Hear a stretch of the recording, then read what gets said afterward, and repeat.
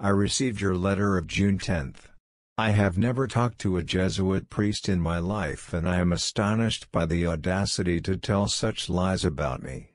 From the viewpoint of a Jesuit priest, I am, of course, and have always been an atheist.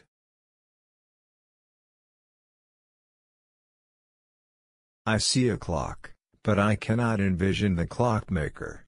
The human mind is unable to conceive of the four dimensions, so how can it conceive of a God before whom 1,000 years and 1,000 dimensions are as one? Cosmic.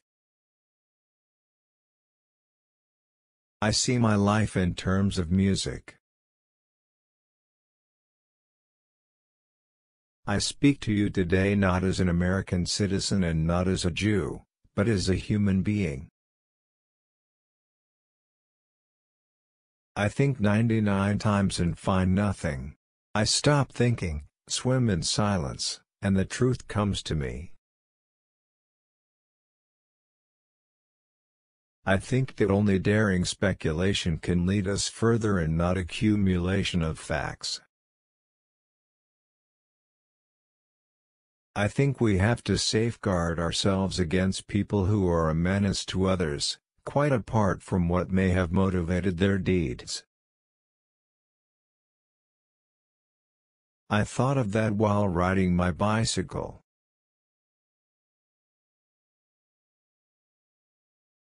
I want to go when I want. It is tasteless to prolong life artificially. I have done my share, it is time to go. I will do it elegantly. I want to know God's thoughts, the rest are mere details.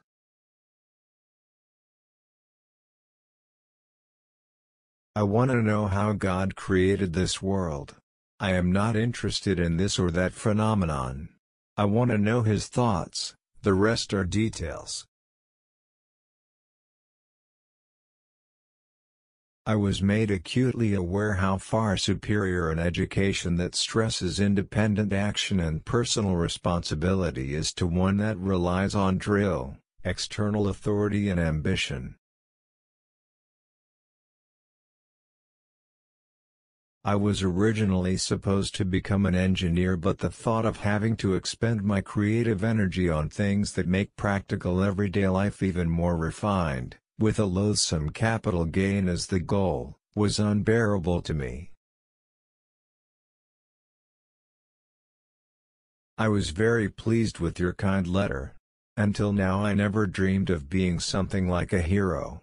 But since you've given me the nomination, I feel that I am one.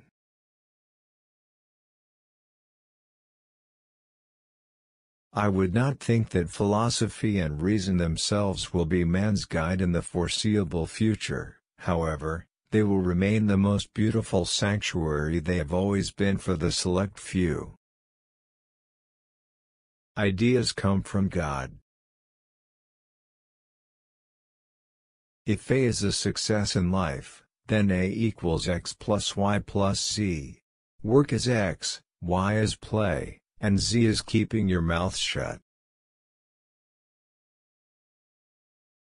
If a man aspires towards a righteous life, his first act of abstinence is from injury to animals. If at first the idea is not absurd, then there is no hope for it.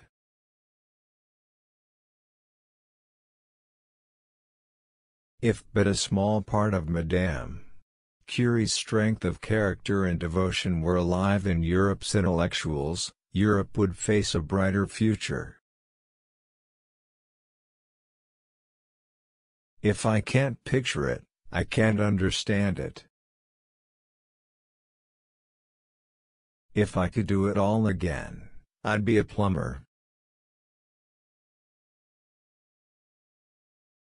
If I had an hour to solve a problem and my life depended on the solution, I would spend the first 55 minutes determining the proper question to ask. For once I know the proper question, I could solve the problem in less than 5 minutes.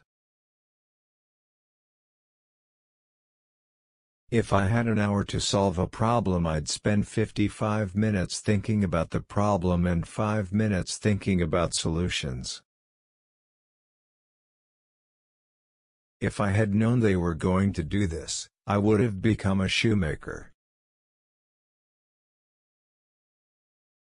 If I had only known, I would have been a locksmith.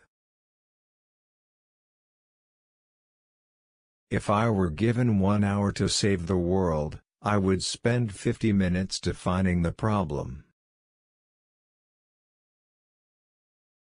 If I were not a Jew, I would be a Quaker. If I were not a physicist, I would probably be a musician. I often think in music. I live my daydreams in music. I see my life in terms of music. If I were to remain silent, I'd be guilty of complicity.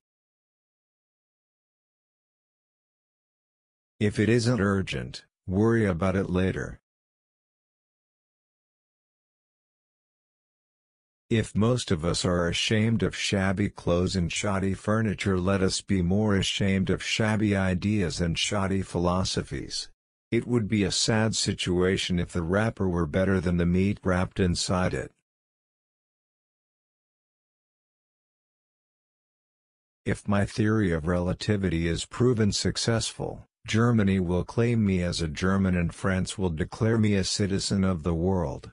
Should my theory prove untrue, France will say that I am a German, and Germany will declare that I am a Jew.